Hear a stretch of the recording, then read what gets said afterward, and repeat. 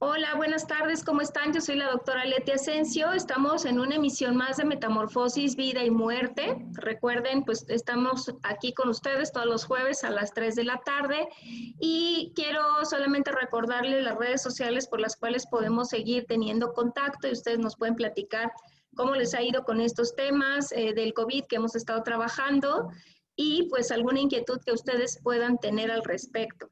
Me van a encontrar en Facebook como Metamorfosis, Vida y Muerte, también como Letia SHU, también me van a encontrar en Instagram como Asensio LE y me van a encontrar en Twitter como Leti Asensio. Además, recordarles que ya tenemos el canal de YouTube por si quieren ver los videos y puedan ustedes también conocer a nuestros invitados, no solamente por su voz, sino por su imagen. Y pues estamos al pendiente de los comentarios que ustedes puedan tener. Y bueno, hoy vamos a hablar de un tema interesante, de un tema que creo que nos va a dar un poco de mayor contexto y claridad de lo que puede estar sucediendo con el COVID-19, sobre todo con aquellos pacientes que desafortunadamente pues están en una condición de salud bastante complicada y que tienen que ser ingresados a una unidad de terapia intensiva para darles todo el soporte y tratar de ayudarles a salir adelante de esta enfermedad tan complicada que estamos viviendo.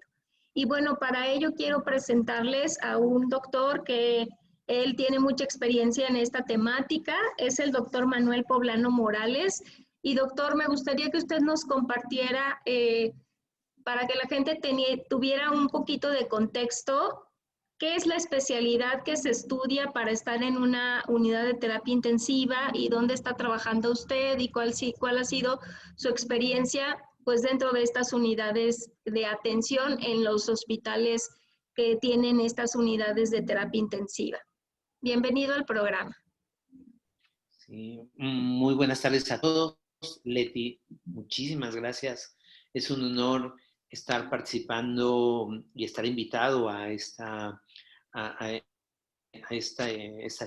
charla y estar pues transmitiendo parte de lo que hacemos en cuidados críticos. Mi nombre es Manuel Poblano, mi especialidad inicial es medicina interna, luego completé la especialidad de medicina crítica en el Hospital ABC de la Ciudad de México. Estuve trabajando ahí durante varios años. Luego me tocó fundar también o trabajar por la unidad de cuidados intensivos en el Hospital Juárez durante varios años. Ahí abrimos también la especialidad de cuidados intensivos, en la que estuvimos trabajando un buen tiempo y en la que aprendimos muchísimo. He tenido la oportunidad de trabajar en otros centros también privados y públicos también, como en el IMSS también durante algunos años. Y desde hace unos 6 años decidí cambiarme hacia la ciudad de Querétaro, en la cual estoy actualmente trabajando en la práctica privada en el Hospital H+ Querétaro. Y bueno, y también me permite también estar trabajando con pacientes en la unidad de cuidados intensivos, que bueno, esto se lleva en el corazón y no lo deja uno absolutamente en ningún momento, ¿no? En relación a la primera consideración, bueno, de cómo se forma un médico intensivista, un médico primero tendrá que terminar esta carrera de la carrera de medicina, y una vez al terminar tendrá que hay varios caminos para llegar a hacer cuidados intensivos. En algunos centros, por ejemplo, piden la especialidad completa de ser médico internista, de ser médico de urgencias médicas o médico anestesiólogo también. Algunas otras especialidades han empezado también a entrar a cuidados críticos, como ha sido también neumología o cardiología también, como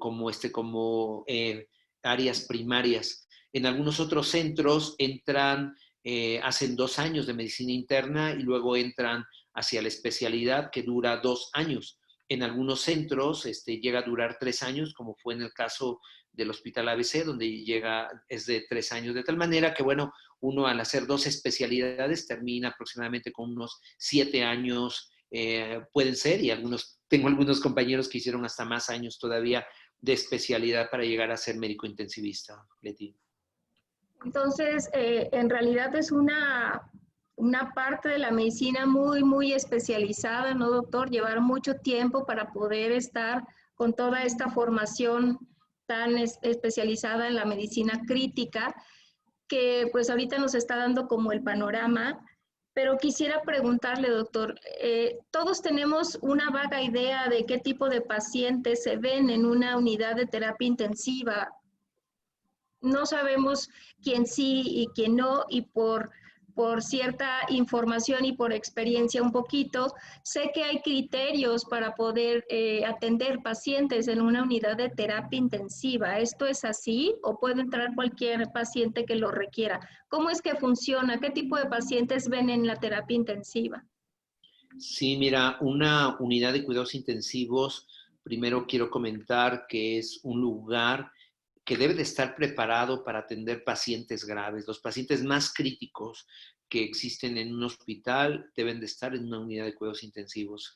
Esta pandemia nos ha permitido escuchar mucho sobre cuidados intensivos y bueno, quiero comentar qué es una unidad de cuidados intensivos, qué hay ahí en especial. Pues bueno, es una unidad que finalmente primero tiene un desarrollo arquitectónico, un desarrollo arquitectónico que debe ser planeado bien para que los pacientes estén cómodos también en el lugar.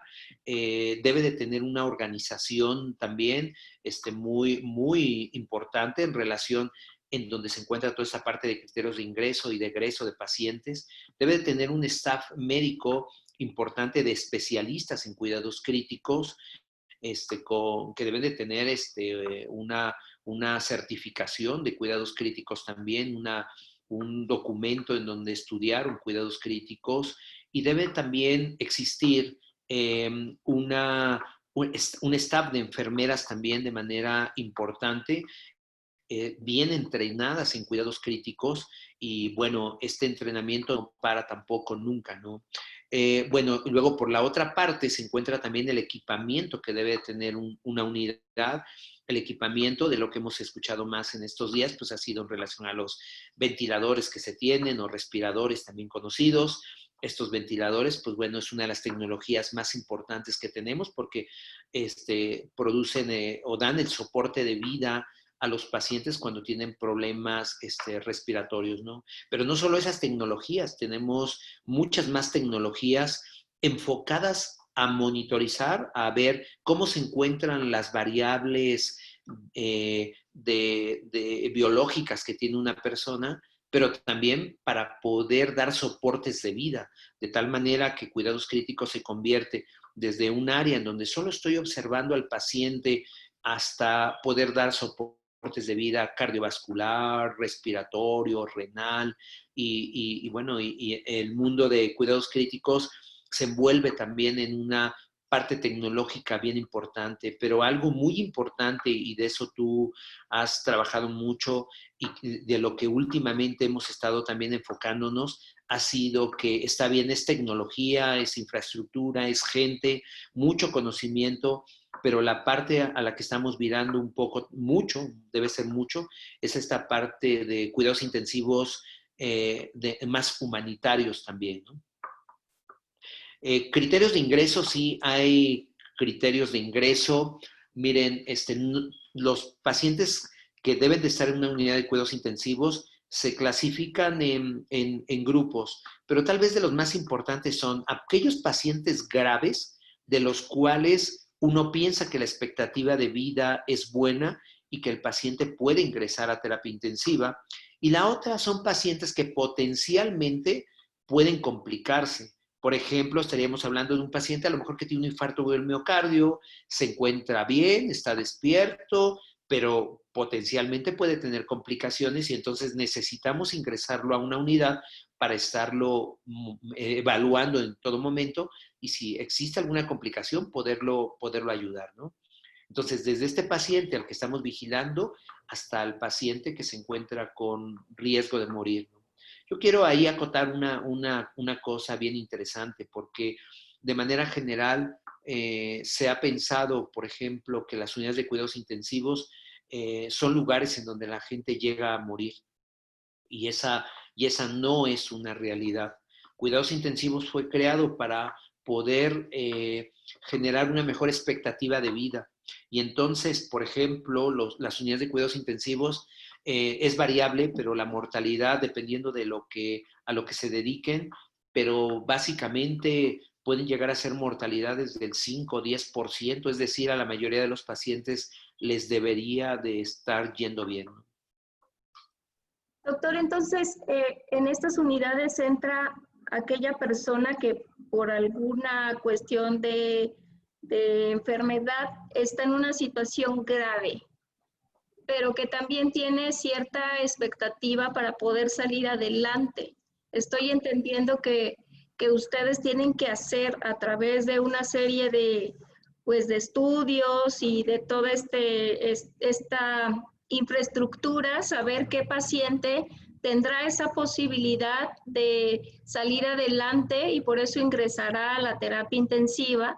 Sin embargo, creo que hablar siempre de terapia intensiva nos da miedo en general a la población, ¿no? Nos imaginamos siempre que vamos a ingresar a un espacio donde hay muchas máquinas, donde vamos a estar conectados a muchos tubos y que eso pues nos pone en una cuestión muy delicada de salud y por eso nos asustamos, ¿no, doctor? Que creo que es la imagen que se tiene sobre estas unidades de cuidados críticos. Sí, Leti, creo que esta es una imagen que se tiene, pero dependerá de los hospitales, de los centros de cuidados críticos, esta imagen irla cambiando de manera progresiva. Cuidados intensivos no queremos que tener esa imagen, queremos que la gente sepa que existen cuidados críticos para poder ayudar a las personas y que su expectativa de vida pueda mejorar. Para esos cuidados, para eso es cuidados críticos, para eso nos preparamos, para tener mejor conocimiento de la condición de un paciente y poder intervenir también con todo lo que tenemos a ello, ¿no? Yo quiero comentar que cuidados críticos una buena unidad de cuidados críticos se convierte en un centro en el que se integran conocimientos no solo de los intensivistas, sería un error decir ello, no, viene el conocimiento de muchas más áreas y puedo decir que entonces los otros especialistas, cardiólogos, neumólogos, cirujanos, infectólogos, nefrólogos y bueno, y se me olvidarán muchas más, convergen ahí para poder darle la mejor expectativa a una persona. Pero también otras áreas más, tú lo sabes perfectamente bien, que son áreas de terapia física, áreas de nutrición, áreas de psicología, áreas en donde esas son las terapias intensivas que nosotros deseamos tener. De tal manera que si yo tengo un enfermo grave, un familiar grave, quisiera que entrara a una unidad en donde sé que el tratamiento es a través de un equipo de personas, que no es de un intensivista, no depende la vida de una persona que está en el turno trabajando, sino depende de lo que se está integrando en relación a conocimientos de muchas personas en ese lugar. Qué interesante idea, porque entonces eso le da unas mejores posibilidades a las personas de poder tener un resultado más exitoso, porque son muchos pensamientos, o muchas mentes que están ahí trabajando hacia el mismo objetivo, ¿no?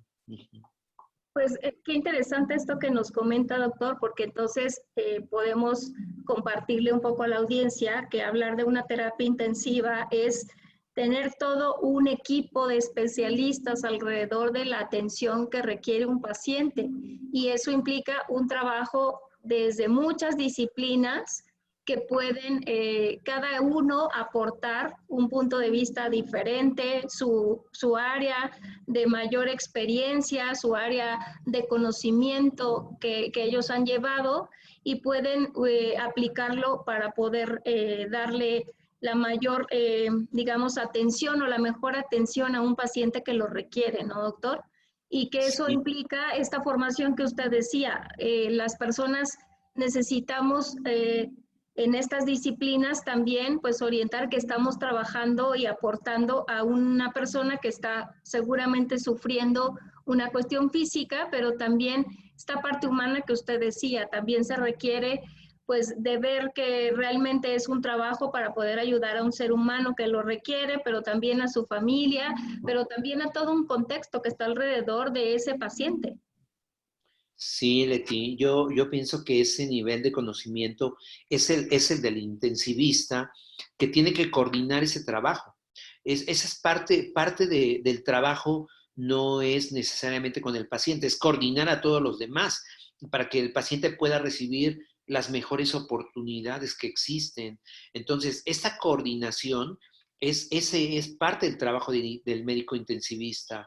Cuando uno tiene un paciente grave, siempre lo hemos dicho entre los intensivistas, quieres tener a un intensivista cerca, un intensivista que esté apoyando y que esté tomando parte de las decisiones del grupo de trabajo. Yo en esa parte, digo, somos médicos de cuidados críticos, formamos parte de un colegio de medicina crítica, del cual, por ejemplo, yo he sido expresidente de este colegio de medicina crítica en México, y bueno, tratamos de promover que la capacitación sea totalmente formal, ¿no? Yo pienso que hay médicos que forman parte también de cuidados críticos, no hicieron cuidados críticos, pero bueno, finalmente están ahí, han aprendido, están contribuyendo a muchas actividades, pero creo que la dirección de una unidad de cuidados críticos siempre debe estar a cargo de un médico de cuidados intensivos. Doctor, esto sería, ahorita yo me lo imaginaba como una orquesta.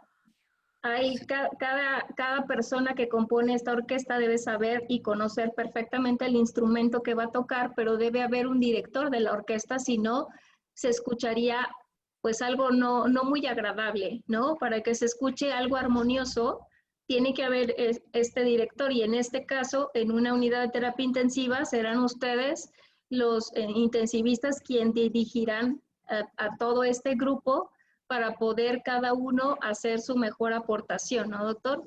Y quisiera preguntarle algo. Estamos en una situación de pandemia frente al COVID-19. Quisiera preguntarle cómo ha impactado esta pandemia o cómo impactan las pandemias en general en las unidades de terapia intensiva. Bueno, sí, mira, ya me ha tocado vivir un par de problemas. El primero de influenza en el 2009, luego otras más de influenza de H1N1 que surgieron unos años posteriores, y esta de COVID-19 también. Claro que sí impacta importantemente, pero en esta ocasión de esta pandemia, bueno, fue una magnitud importante, ha sido una magnitud que nos ha hecho reflexionar sobre muchos aspectos, sobre la cantidad, por ejemplo, de intensivistas que hay en el país, de unidades de cuidados intensivos, de camas de cuidados intensivos, de equipamiento de cuidados intensivos.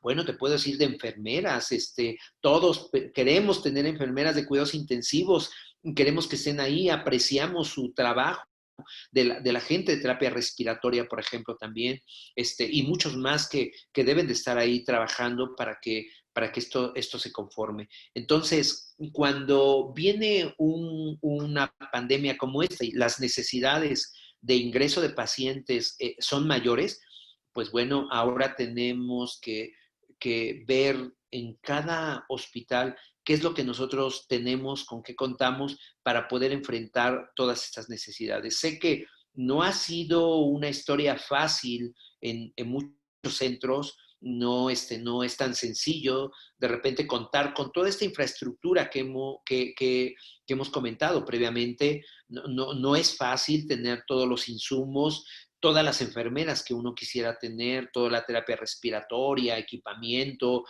que todo surja y esté en una organización plena. Desafortunadamente no ha sido tan fácil todo esto. En ocasiones, bueno, hasta con la posibilidad de ya no contar ni con camas para poder ingresar más pacientes, y entonces uno quisiera tener más camas todavía para poder, o más infraestructura para poder tener más pacientes. Y no solo camas, también, por ejemplo, el mismo personal. Si no tengo médicos o enfermeras, creo que también me limita el hecho de poder tener más pacientes también, ¿no? Entonces, sí, el impacto ha sido importante porque, pues bueno, creo que en cierta medida son muchos pacientes graves y no había tantas camas preparadas en el país para poder estar trabajando en ello, ¿no? Doctor, me gustaría que pudiéramos explicarle un poquito a la gente cuáles son, por ejemplo, la cantidad de camas que hay en una unidad de terapia intensiva equipada, que pudiéramos decir que cuenta con la infraestructura y con el personal que pudiera realmente conformar estas unidades, porque uno se imagina que pues una unidad de terapia intensiva va a tener como más de 50 camas y que va a tener toda la infraestructura y que por eso pues uno no contempla que es muy delicado el saber qué paciente va a ingresar para poderle brindar este soporte. Pero nos puede compartir un poquito cómo es la cantidad o cómo es la infraestructura para poder, en este caso, los pacientes de COVID-19, ingresarlos a una terapia intensiva y saber que esto finalmente por eso es preocupante para el sistema de salud. Sí, sí, Leti. Mira, más o menos se calcula que el total de camas orientadas hacia cuidados críticos, ya sea pediátricos, neonatales o adultos en un hospital, deben ser aproximadamente de un 10% de las camas sensables del hospital. De tal manera que si un paciente tiene 400 camas, debería de tener 40 unidades de cuidados intensivos, 40 camas de cuidados intensivos, distribuidas entre las terapias intensivas que tenga, entre las camas hacia coronarios, neurológicos, obstétricos, neonatales. Entonces, esas son las camas que debiésemos tener. Pero lo puedo decir con números, claramente que eso no lo completábamos, no lo hemos completado en los hospitales. Nosotros en México es común que los pacientes, por ejemplo, con ventilación mecánica, se encuentren en hospitalización. Eso no es del todo claro, ¿no? Un paciente grave, si es grave y es recuperable, debiese estar en una unidad de cuidados intensivos. Ya desde antes de la pandemia nos faltaban camas. Todos sabemos claramente, todos sabemos, y esa no es una realidad de que siempre es que no ingresa el paciente a cuidados intensivos porque no hay cama y está esperando una cama. Eso es una realidad de siempre. Muchos de los pacientes en hospitales, por ejemplo, públicos, muchos de los pacientes graves, a veces había hasta más pacientes graves en hospitalización que los que se encontraban dentro de cuidados intensivos, lo cual hace esto muy complejo, porque el paciente, hay un principio importante en cuidados críticos, es hacer las cosas a tiempo y bien hechas, lo cual significa que si mi paciente se pone grave en este momento, tengo que actuar en este momento. Y si el paciente se queda en hospitalización, no alcanza a ser visto por el médico de cuidados intensivos. Y si ese paciente ingresa tal vez más tarde, mañana, pasado mañana o un día o días subsecuentes, las oportunidades también disminuyen de manera progresiva, ¿no? Entonces, pues bueno, este ejemplo nos hace ver realmente que sí era insuficiente esta cantidad de camas. Y no solo de camas, por ejemplo, de intensivistas. Yo hacía el ejemplo, en México más o menos hay unos egresan al año de cuidados críticos, unos 100, ya tal vez unos 120 o un poco más de intensivistas al año, de los centros que forman médicos intensivistas. Si nosotros calculáramos esto por 10 años, serían 1,200 y en 20 años 2,400 intensivistas. Y entonces uno dice, ¿y 2,400 servirían para las nuevas camas que se van a formar? Ni siquiera alcanzarían para cubrir los que van a estar saliendo por jubilación o por diversas situaciones, ¿no? Entonces, creo que estos números tienen que llevar una política también nacional para poder completar todos estos requerimientos del enfermo grave.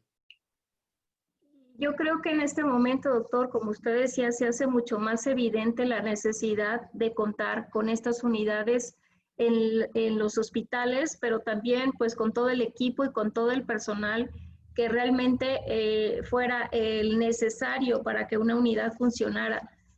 ¿Cuáles, cuáles pudieran ser, doctor, pensando específicamente en el COVID-19, aquellos pacientes que en este momento serían candidatos a ingresar a una unidad de terapia intensiva? porque es cierto que lo que estamos viviendo todos es que si ciertos síntomas se presentan, uno debe llamar o atenderse en una institución de salud y ahí determinarán qué paciente ingresa a un área general o qué paciente seguramente ingresará a la terapia intensiva. Pero usted, como experto, nos podría compartir qué condiciones o qué síntomas harían a un paciente ahorita con COVID-19 que fuera un candidato para ingreso a esta terapia intensiva. Sí, claro que sí. Bueno, quiero comentar, un paciente, una unidad de cuidados críticos, yo lo comentaba al principio, tiene camas destinadas a pacientes graves, pacientes que van a estar en ventilación mecánica, en un ventilador, un respirador, pero también debe destinar camas para pacientes que potencialmente pueden estar graves, pacientes, por ejemplo, con COVID, que tienen insuficiencia respiratoria, tienen falta de aire, tienen una oxigenación baja y que tal vez se encuentren no en tan malas condiciones, se encuentran ciertamente con otras variables como presión arterial, estables de cierta forma, y decidimos ingresarlos no a las camas de terapia intensiva, pero sí a camas en donde el paciente va a seguir siendo vigilado, porque varios de esos pacientes se pueden complicar y pasar a terapia intensiva. Entonces, tienen que quedar al alcance todavía de la vigilancia de los expertos en cuidados críticos, ¿no? Entonces, esto es importante poderlo hacer, poder identificar de manera temprana a los pacientes.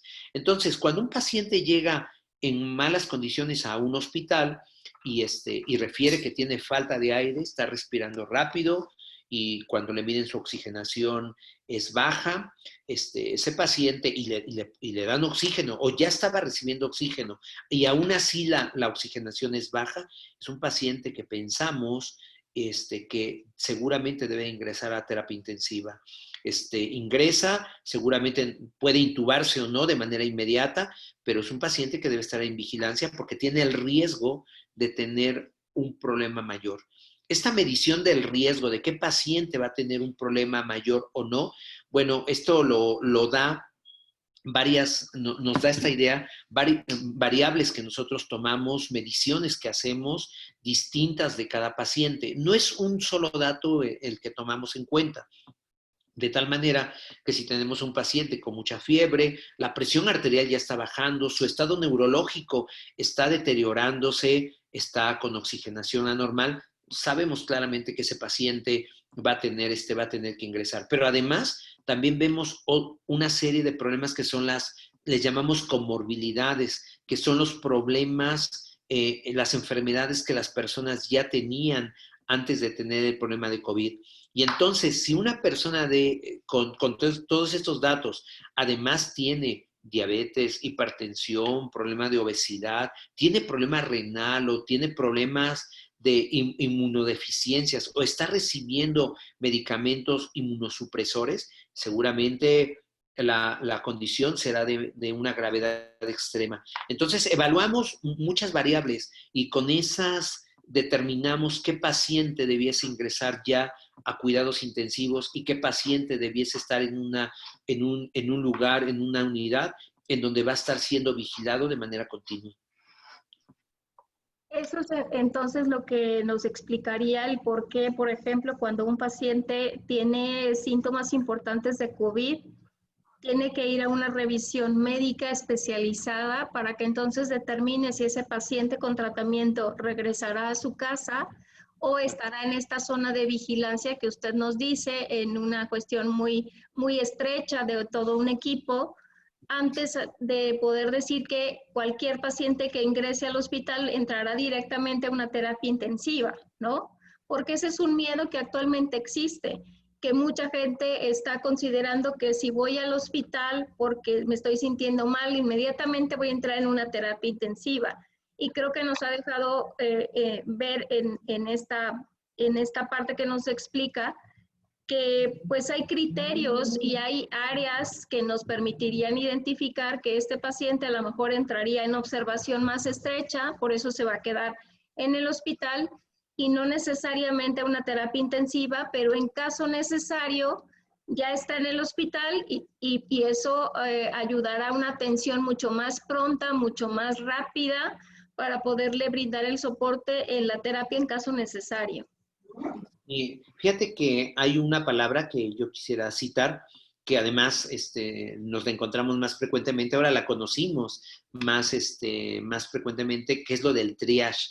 Y lo vemos además anotado en diferentes lugares. Triage respiratorio. ¿Qué es el triage respiratorio? Bueno, en el triage respiratorio se encuentra un grupo de personas especialistas, varios de ellos no necesariamente médicos intensivistas, son médicos, por ejemplo, urgenciólogos, médicos de un área muy cercana a todo este padecimiento respiratorio, con conocimientos de padecimiento respiratorio, y que ellos reciben de manera inicial a los pacientes. Triage es aplicar o determinar a qué lugar se va a ir el paciente. Entonces, van a hacer varias determinaciones. Algunos a lo mejor regresarán a casa con tratamiento médico nada más, otros se quedarán en el hospital. No necesariamente significa que van a ingresar a cuidados intensivos, pero vamos a suponer, está bien, van a ingresar a cuidados intensivos porque se lo dicen como tal. Está bien, creo que en ese momento uno debiese pensar, está bien, mi paciente está grave, qué mal, qué terrible, qué terrible que se encuentre grave, pero, pero su oportunidad de poder salir adelante es esa, que ingrese a esa unidad para que sea vigilado y tratado de acuerdo a los problemas que se vayan presentando, ¿no? Entonces, este triage significa para eso, significa cómo estar seleccionando pacientes y destinarlos al lugar que corresponde. Doctor, hace un momento también nos hablaba de rescatar la parte humana en las unidades de terapia intensiva. Mucha gente en este momento también, además de tener el temor de ingresar al hospital porque puede, pues a lo mejor ya no salir, teme pues toda esta parte que sea muy fría, como muy distante, la cuestión de ser atendido en una unidad de terapia intensiva. Pero ¿cómo es que ustedes como médicos especialistas en medicina crítica y todo este equipo completo que está en este momento haciendo frente a la pandemia puede proporcionar esa parte sensible y humana de la que usted nos hablaba? Sí, yo quiero comentarte, Leti, también, esto es un cambio que se ha ido generando en el país y que tiene que ir creciendo también.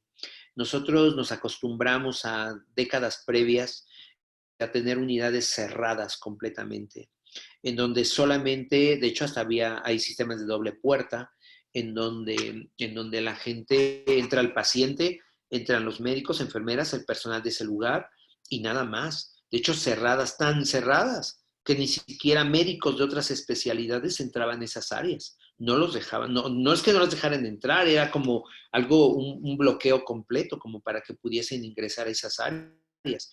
Y ya te imaginarás a los familiares, ¿no? Que pasen 30 minutos nada más 3 veces al día, pues bueno, es algo terrible. Me tocó ver cómo entraban 5 minutos, decían, ya tiene que salirse y nuevamente el siguiente, y a veces los pacientes, los familiares no sabían nada de sus pacientes, ¿no?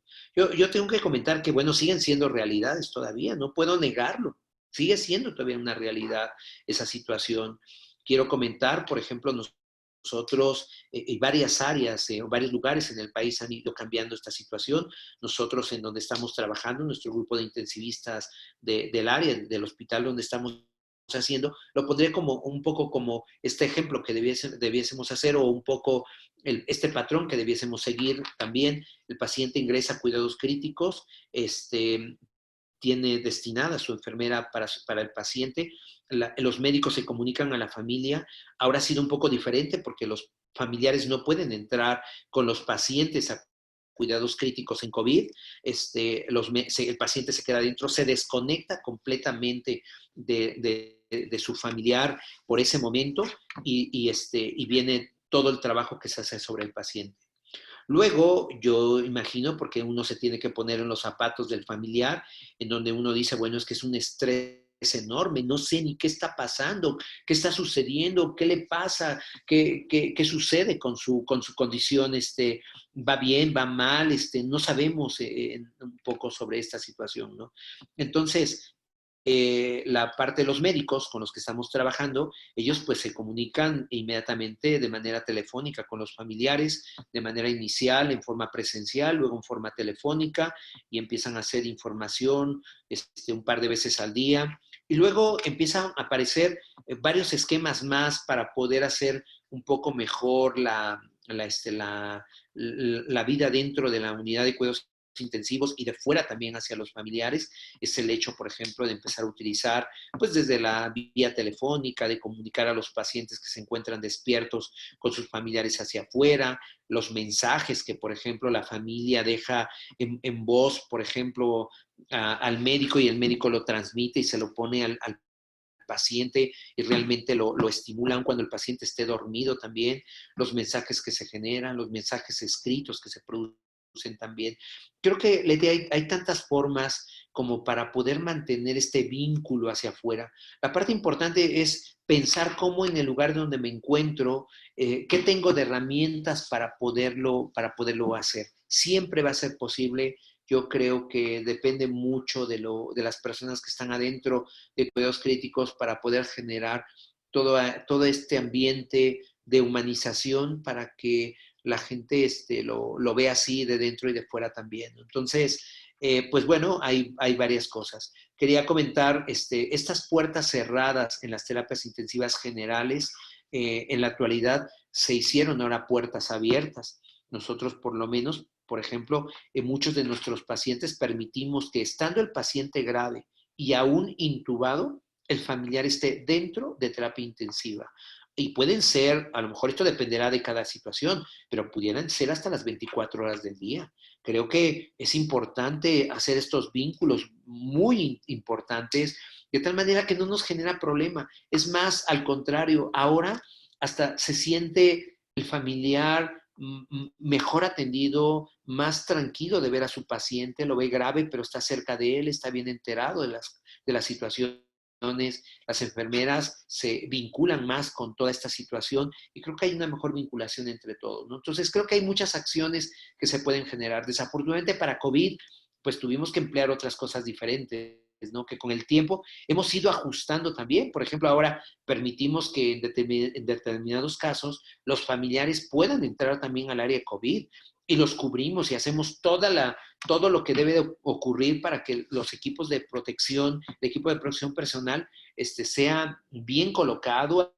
Hay una persona que está supervisando tanto la colocación como el retiro del equipo y hasta este momento no hemos tenido casos de familiares que se hayan contaminado con ello. Creo que realmente podemos hacer muchas cosas siempre y cuando lo deseemos, lo busquemos, lo conozcamos, en donde el objetivo sea ayudar, ¿no? También. Pero creo que justamente lo importante, doctor, es tener la información adecuada con la frecuencia con la que se requiere, porque es cierto que mucha gente se siente que no es la información la que le permite estar tranquilo, al contrario, a veces se angustia más. Y permitir esto creo que es una buena forma de acercar a la gente, siempre y cuando existe un compromiso mutuo, porque estoy escuchando que el familiar, por ejemplo, también tiene que comprometerse a hacer el uso adecuado de estas medidas de seguridad, que también debe colocarse para poder ingresar a ver a su paciente, y también saber que hay tiempos que uno tiene que respetar dentro de los hospitales, ¿no, doctor? A veces no se permite la estancia permanente ni con otro tipo de pacientes 24 horas, pero creo que si tenemos estas medidas, esta precaución y que además este compromiso que yo he visto que han asumido muchísimo ahorita en terapia intensiva, que es el médico tratante habla directamente con los familiares, incluso he visto que lo hacen con videollamadas como para tener un poquito más de interacción y contestan muchas de las dudas que pueda tener. Eso está ayudando a que muchos se tranquilicen emocionalmente hablando, ¿no, doctor? Sí, digo, una pieza fundamental es la comunicación. Esta comunicación con todas esas características que debe tener la comunicación y, y cumpliendo con todos esos objetivos y características como tal, permite que la información pueda fluir de manera adecuada. Exactamente, estar mal informado o estar informado de manera deficiente o de manera parcial hace que uno imagine muchas cosas y imagina tantas que, bueno, podría llegar a ser hasta contraproducente para realmente lo que está pasando. Puede ser, por ejemplo, que un paciente esté bien atendido, pero a lo mejor mal informada la familia y entonces pueden pensar que algo no está bien. Y, y este, y no, lo que queremos es realmente que la información fluya de manera adecuada en un paciente grave. Doctor, quisiera preguntarle algo que creo que es importante poder compartir con la audiencia. Cuando un paciente egresa de terapia intensiva, ¿cuáles son los criterios, digamos, que ustedes ven que ya puede ser manejado de forma externa en otra área del hospital? Pero también hay secuelas por haber estado en una terapia intensiva y un paciente requerirá de todo un equipo otra vez para poder recuperar físicamente ese cuerpo que se vio lastimado y pues toda una serie de especialistas que tienen que seguir caminando a la par con ese paciente para recuperar. Sí, sí, exactamente, Leti. Cuando un paciente egresa de cuidados intensivos, eh, egresa casi siempre porque ya no depende de un soporte orgánico importante, como puede ser, por ejemplo, el ventilador. Puede ser que ya no requiera tampoco medicamentos para poder mantener la presión arterial normal, su riesgo de vida, su riesgo de morir o de tener una complicación han disminuido de manera importante. El problema se ha controlado, el problema agudo, y ahora pensamos que puede salir hacia una unidad con una vigilancia diferente, en donde puede estar interrelacionándose ya con la familia también. Y llega un momento en el cual, debido a que el paciente va en mejora, a que el paciente ya no depende de medicamentos intravenosos, ya no necesita antibióticos y en donde ahora el paciente está orinando de manera ya espontánea, ya no requiere soportes respiratorios y podemos ya entonces quitarle las líneas intravenosas, podemos quitarle las sondas para orinar, sondas para nutrir de manera normal porque el paciente ya empezó a comer y ya lo vemos que el paciente se encuentra despierto, que está en un reposer y reconoce a la familia y que está oxigenando ya de manera adecuada, solo recibiendo oxígeno por unas puntas nasales únicamente y la estabilidad en presión arterial también es óptima y entonces decimos ya el paciente puede salir a casa. Pero yo acabo de describir un paciente que aparentemente está perfecto, porque decimos está comiendo, están haciendo varias cosas, pero no, claro que no. He tenido la oportunidad de tener el seguimiento de varios pacientes en casa, post-COVID. No, el trabajo apenas va a comenzar de la recuperación y rehabilitación del paciente. Quisiera tratar varias de ellas, una de ellas, por ejemplo, lo nutricional. El paciente pierde peso. Hay pacientes que han llegado a perder más de 10 kilos en un solo internamiento de 2 o 3 semanas. 10 kilos son una cantidad enorme de peso. Es una situación terrible y tenemos que recuperar ese peso de los pacientes.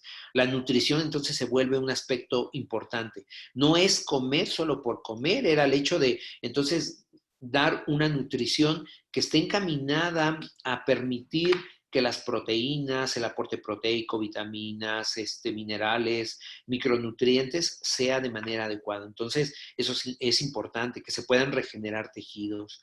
El otro punto importante es la rehabilitación física. Esta parte la hemos entendido bien. Sabemos bien que un paciente que se mueve más tempranamente es un paciente cuyo pronóstico va a ser muchísimo mejor. De tal manera que la rehabilitación juega un papel bien importante. Una persona post-COVID tiene que ser vista también por rehabilitación física, porque le van a hacer el seguimiento para poderlo poner ahora a caminar, por ejemplo, poder desplazar, poder hacer actividades. En la mañana platicaba con uno de los pacientes, me dio mucho gusto que me decía el paciente, por ejemplo, este paciente, después de mes y medio de estar fuera y que salió con oxígeno todavía, ya está casi prácticamente dejando el oxígeno, todavía desatura a 80% después de hacer actividad, pero es un gusto que te diga que ya está haciendo 35 minutos de elíptica. Y dices, bueno, wow, eso es algo importantísimo. El paciente no se puede quedar sentado, no puede estar acostado, menos en una cama. Una cama es deleteria, es dañina, no puede estar en una cama un paciente. Debe de tener además medidas de prevención, como sabemos bien que el riesgo de tener trombos en las piernas y que compliquen más la situación hace que entonces el paciente se tenga que mover, y si no se puede mover, entonces hay que tener un programa para poderlo hacer, poderle colocar medias antiembólicas para poder lograr que esto se esté generando también, proteger y cuidar de que el paciente no se vaya a escarar y cuidar toda esta serie de lesiones que se presentan, pero y obviamente que toda la parte de medicamentos que el paciente necesita. Pero quiero tocar un punto que me parece fundamental y que si eso no lo vemos, de verdad que no avanzaremos. Es el aspecto emocional. Una vez que el paciente sale del área, es un paciente que a veces se encuentra emocionalmente no bien, ¿eh?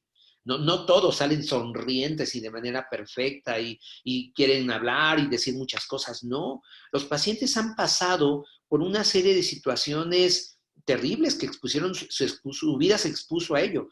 Tú, Leti, digo, tú eres la que sabe más de todo esto y nos puedes decir claramente que bueno, el paciente no está bien todavía y que entonces tenemos que rehabilitar también su mente, la parte emocional, porque de eso dependerá que el paciente desee seguir viviendo, desee y marque las pautas de cómo quiere comer, cómo quiere levantarse, que el paciente apenas si puede hacerlo, pero se va a levantar, y va a estar en una andadera y va a caminar y va a comer y va a querer subir de peso, tiene la fortaleza, no me refiero física, emocional para poder avanzar. Y todo esto, bueno, creo que es algo bien importante que tenemos dentro de toda esta parte de seguimiento de paciente externo ya en casa, ¿no? Doctor, pues creo que nos ha dado como esa radiografía que nosotros necesitamos conocer para poder entender lo que pasa en este momento con los pacientes con COVID que ingresan en la terapia intensiva, y ha sido pues muy entendible la información que nos ha brindado. Y bueno, tenemos ya un par de minutos para concluir el programa, pero me gustaría saber si usted como especialista en esta rama de la medicina crítica, que ya lleva varios años de experiencia y en varias instituciones públicas y privadas, y ahora también se está enfrentando a una pandemia más llamada COVID-19, ¿nos puede dejar algún mensaje específico para la población en general, para aquella que cree y para aquella que no cree que exista el COVID-19? Sí, muchas gracias. Sí, pues bueno, yo pienso que los números han sido impresionantes. Yo creo que la gente que estamos dentro de los hospitales hemos estado sorprendidos de la cantidad de pacientes que hemos estado viendo. Nunca lo habíamos visto. Ojalá y nunca más volvamos a ver esto. Ojalá y nos preparemos de otra manera para poder enfrentar este tipo de problemas tan graves.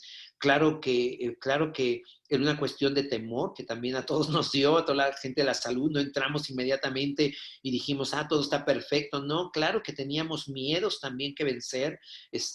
Hubo gente que sí no quiso entrar absolutamente por temores también importantes que existían o por riesgos incrementados que también tenían de tener o de padecer el problema. Ustedes saben también esos números, un poco a la memoria de estas personas que han muerto tratando pacientes con COVID. Sabemos bien que México ha sido uno de estos países en donde han muerto muchos compañeros, enfermeras, médicos, inhaloterapeutas, gente que se ha involucrado en terapia intensiva, bueno, a tratar pacientes con COVID y que han fallecido. Ese es un reconocimiento a toda la gente que ha estado participando en todo ello y que, bueno, eso habla mucho de que la enfermedad existe, claro, existe, que los números siguen todavía arriba. Y yo creo que una de las cosas importantes es de que debemos seguirnos cuidando todavía. Y yo un poco creo que los 3 temas fundamentales de los que hablamos es seguir utilizando cubrebocas, higiene de manos, limpieza de superficies, y si tiene que salir la gente porque tenemos que hacer cosas, porque tenemos que trabajar, porque tenemos que hacer actividades, cuidarnos mucho, evitar varias actividades. Ahorita, por ejemplo, estamos viviendo ya el contagio por las reuniones que se están generando de manera pequeños grupos familiares o de amigos los fines de semana y que, bueno, de repente nos estamos enterando de la cantidad de gente que se está infectando por ello, ¿no? Entonces hay que seguirnos cuidando entre todos, creo que es algo importante y que, bueno, estamos en el área de la medicina y de la medicina crítica, bueno, comprometidos con seguir trabajando con toda esta pandemia y las enfermedades que vengan en el tiempo. Doctor, pues no me queda más que agradecer de verdad que haya compartido con nosotros en esta tarde este tema para que la gente pueda entender lo que pasa atrás de esas puertas que a veces no podemos conocer y lo hacemos desafortunadamente cuando estamos con algún familiar en estas condiciones, pero de verdad que nos dio un panorama muy amplio de lo que sucede en una unidad de terapia intensiva. Y quiero agradecerle pues que se haya dado el tiempo porque sé que está muy ocupado para poder platicar con nosotros aquí en esta entrevista.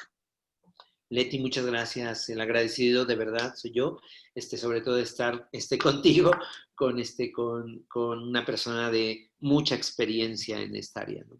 Muchas gracias a todos. Muy buenas tardes.